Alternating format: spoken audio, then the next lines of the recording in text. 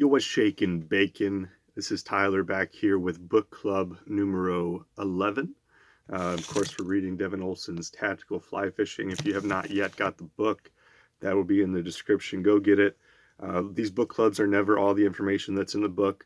I don't think that'd be fair. There's a lot of great information still left in this book, case studies that I'm not covering, and stuff like that that I think is incredibly beneficial to you as an angler, as a fisherman, as a fly fisherman for trout. Get the book, it's worth your time. Also, this is the second to last book club for this specific book. So if you do, or if you have enjoyed these book clubs or have a book in mind for a next one, please let me know if this is something you'd like me to continue doing. Please let me know if there's a book that you're interested in doing next. I'm open to suggestions. It doesn't necessarily have to be a kind of nonfiction book like this. I know John Giriach has a lot of great books. Maybe a change of pace. Maybe that'd be fun. Just going over some funny stories and stuff like that from someone like John Giriach. But for this book club, for book club 11, we are talking about the water type known as glides. And so glides are typically featured in low gradient stretches of river. These are typically and most often kind of the more difficult types of water to approach and the most intimidating for an angler. And that's because you typically don't have as much structure in the water as typically a somewhat shallow stretch of river. It just, it's hard to dive into. I think of a session I fished in the Delaware where I just looked at it and I was like, what exactly do I cast at? For someone that's like you're nymphing or fishing, kind of a nymphing, typically kind of built on that kind of background, you kind of look at this water type and you're like, where do I throw this first cast? However, we're going to see that maybe nymphing is not necessarily the best approach, or maybe there's some better ways to cover the water. So, what do we look for? If there's no obvious structure, there's no trees, there's no huge rocks, there's no obvious pockets. What do we look for? We're looking for rising fish. Of course, if fish are rising, that's a tell that there's fish there. That's the most obvious and honestly the best way that we can be told that fish are present. You look for changes in depth, and this could typically be anything from actual seeing the depth or a change in water color. It's kind of you look across the river, or maybe as you look upstream. Be patient with waiting because oftentimes changes of depth are not that obvious with the eye. And next thing you know, you're up into waist deep water where the fish were and you waded out there too fast. Been there, done that. Going back to the Delaware, that's a place where I've definitely done that. So look for those changes in depth. Look for small changes in current as you look across the river. Kind of maybe if there's leaves or something, kind of foam. Look for places where where things are drifting at different speeds. Often the seams there can be beneficial. Plus, it just gives you a tell maybe of the depth or maybe some of the structure below. Also look for changes in substrate type. This kind of goes hand in hand with changes in current velocity. The smaller the substrate, the more it's sandy versus kind of cobble. A cobble is going to have a bigger, faster current, and where it's depositing sand is typically a slower current, where that sediment's able to actually kind of deposit out of the water. So, and that goes along with depth change with current velocity. Where you find those transitions from sand to maybe a more gravelly, or from a gravel to a cobble, or a sand to cobble. Those are often places where uh, there's not as much current, even though there's really not that much current in the water typically, but you can kind of see variations based on the cobble and the substrate that's in the water. And so because these water types are typically shallow, there's typically not a lot of cover structure. They're they're especially susceptible to birds of prey in this type of water.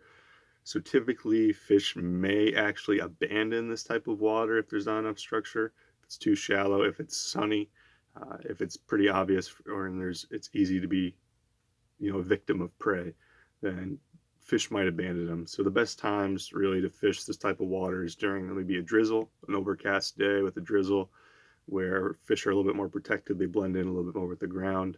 Also, when there's bugs hatching, whenever there's bugs hatching, it's resourceful and worth the risk If you go out there, you know, it's worth the risk to go out there and fight off the coronavirus, get a nice big old cheeseburger from Red Robin's, then, you know, yeah, I would do it.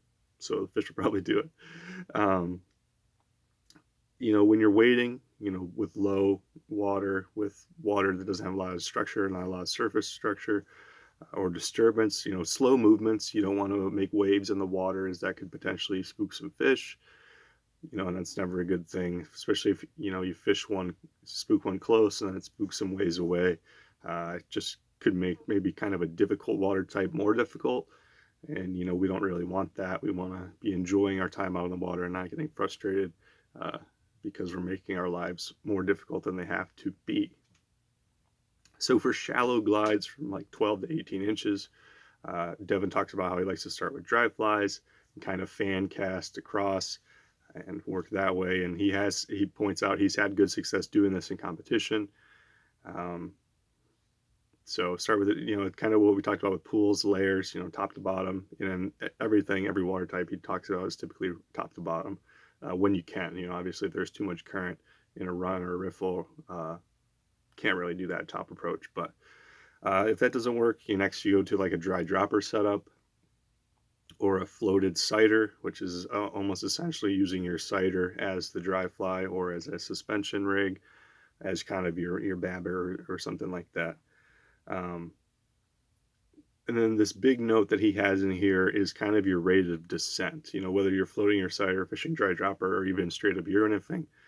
Potentially in a glide, you know, this is where presentation really becomes really important. And presentation is always important.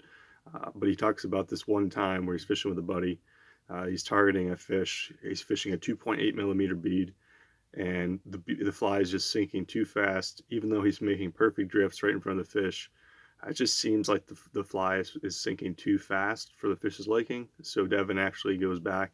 He fishes it with a one bead size smaller, which I believe is a 2.3.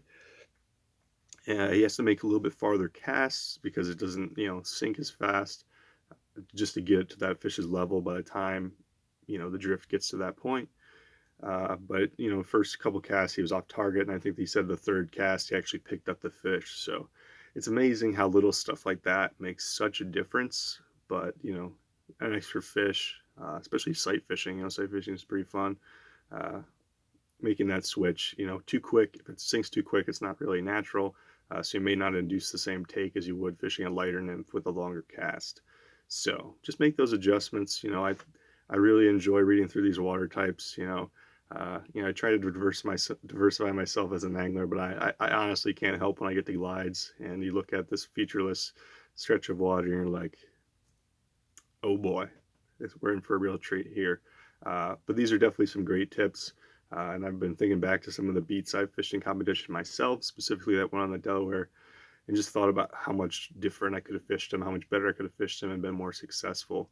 So when I get those types of situations in the future, I know now that I have a better idea of what I'm doing. I may not execute it, but I can at least approach it a little bit better and have a little bit more confidence fishing it. So if you did enjoy this book club, guys, leave a like on the video. Remember, comment me what book we want to do next, because this is the second to last week of this one. And leave a like on the video, subscribe, all that jazz, and we see you in the next one.